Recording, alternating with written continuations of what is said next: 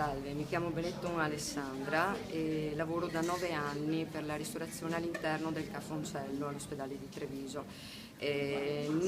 Cafoncello riferito come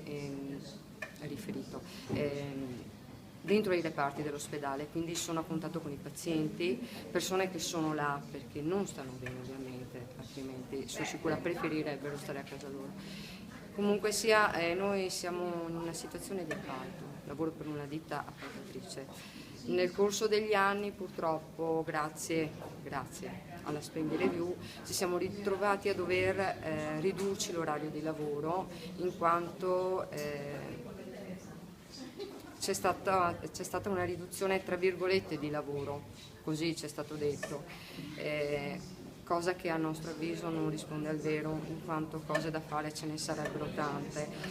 Questo comporta che i lavori rimangono comunque gli stessi e comunque dobbiamo, nonostante questo, porci sempre col sorriso, cosa che comunque non ci viene difficile fare in quanto siamo ben consapevoli di con che persone abbiamo a che fare. Adesso ultimamente la proposta del nostro datore di lavoro è stata quella di addirittura rinunciare alle ferie estive o perlomeno fare un'unica settimana.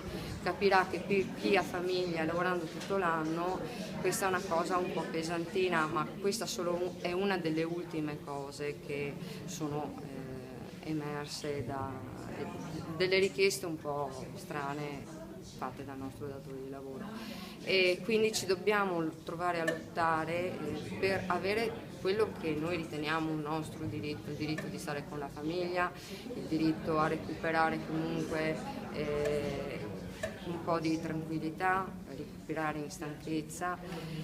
E quello che però mi dispiace dopo tanti anni che lavoro è che comunque mi sento dire ringrazia che hai un posto di lavoro. Come ribadivo prima, mi è sempre stato detto che l'Italia è una repubblica fondata sul lavoro e che il lavoro è un diritto di tutti, però mi rendo conto che questo adesso è diventato un po' un'utopia.